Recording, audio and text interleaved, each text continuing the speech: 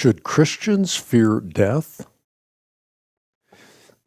In eating from the tree, of which God said, "In the day that you eat of it, you will surely die," Adam actualized the specter of death. This specter has been part of the human condition from then till now. In place of fearing death, the Christian worldview provides a realistic view of death and a way to overcome the fear of dying through resurrection and relationship. First, unlike contemporary culture, the Christian perspective on death is eminently realistic. Postmodernity seeks to deny death by driving it into the closet, or by trivializing it, or by treating it irreverently, or by circumventing any thought of it through the use of clever clichés. Cultural thanatologists, or those who study death, go so far as to view death as a friend. Christian theology, however, provides a far more realistic perspective. Death is the enemy.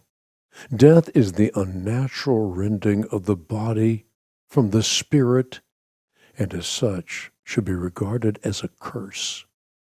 Nonetheless, believers look forward realistically to the time when the Lord Almighty will swallow up death forever, the day when the sovereign Lord will wipe away the tears from all faces. Furthermore, though death continues to be our last enemy, resurrection has removed its sting. By viewing death with eternity in mind, believers no longer grieve like the rest of men who have no hope. We believe that Jesus died and he rose again, and so we believe that God will bring with Jesus those who've fallen asleep in him. As the writer of Hebrews, the Apostle Paul, has clearly explained, Christ shared in our humanity so that by his death he might destroy him who holds the power of death. Of course, that is the devil. And then free those who all their lives were held in slavery by their fear of death. While as yet we die, death spells freedom, not fear. Finally, just as the metaphysical reality of death is removed through the reality of resurrection, the psychological reality of death is relieved through the deepening of relationship between redeemed and redeemer. Put another way, an ever-deepening relationship with Christ is key to overcoming the psychological fear of death. This is the very thing I witnessed as my own father breathed his last. He had spent a lifetime deepening his relationship with God, and in the end, transitioned peacefully into his loving presence.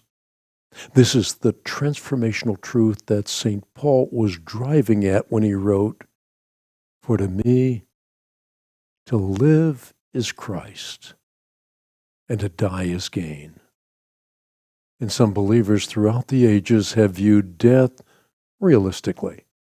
On the one hand, death is viewed as the enemy, an enduring reminder of the consequences of sin. On the other, death is viewed as a foe defeated through resurrection and an ever-deepening relationship with Christ, who is the first fruits of those who have fallen asleep. In the end, perfect love drives out fear. Whoever confesses that Jesus is the Son of God, God abides in him and he in God. We have come to know and have believed the love which God has for us. God is love, and the one who abides in love abides in God, and God abides in him. By this, love is perfected with us, so that we may have confidence in the day of judgment, because as he is, so also are we in this world. There is no fear in love, but perfect love casts out fear, because fear involves punishment, and the one who fears is not perfected in love. We love because he first loved us. 1 John chapter 4, verses 15 through 19.